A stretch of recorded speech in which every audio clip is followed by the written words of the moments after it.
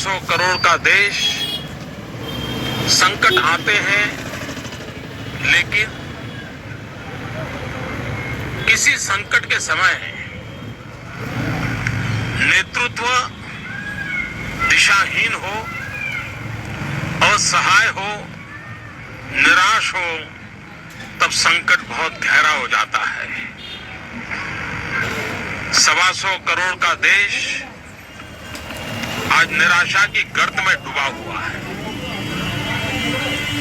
दिल्ली के तख्त पर से, दिल्ली के शहंशाहों की तरफ से आशा जगे, विश्वास पैदा हो, टूटा हुआ भरोसा फिर से पुनः प्रस्थापित हो, न ऐसी कोई सोच दिखाई देती है, न ऐसे कोई कदम दिखाई देते हैं और न ही कोई कार्य योजना दिखाई जाती है। देश का दुर्भाग्य है कि दिल्ली के शासकों को न देश की रक्षा की चिंता है, न रुपये की कीमत की चिंता है।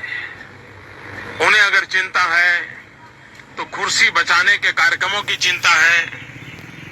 कुर्सी बचाने के तौर तरीके क्या हो, उसी में वो डूबे हुए हैं और इसी के कारण आज देश के लिए वो कुछ सोच पाएंगे, डॉलर के सामने रुपया ताकत के साथ खड़ा हो, इसके लिए कोई योजना कर पाएंगे, ये तो कुछ नजर नहीं आ रहा है।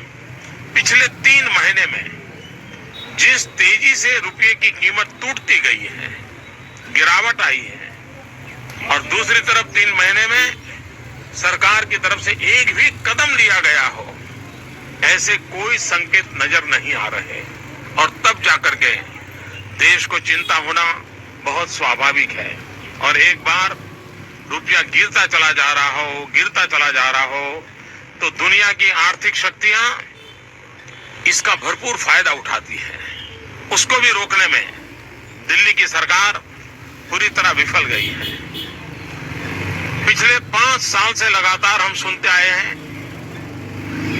कि बस 3 महीने में महंगाई कम होगी, 3 महीने में महंगाई कम होगी। पिछले 5 साल में 100 बार दिल्ली के किसी न किसी राष्ट्रीय स्तर के सरकार के नेताओं ने देश को आश्वासन दिया, महंगाई भी रोक नहीं पाए। यानी कोई ऐसा क्षेत्र ऐसा हो जिसमें कोई विश्वास से कह सके कि उन्होंने कुछ करने की कोशिश की, कहीं कुछ नजर नहीं आ रहा है।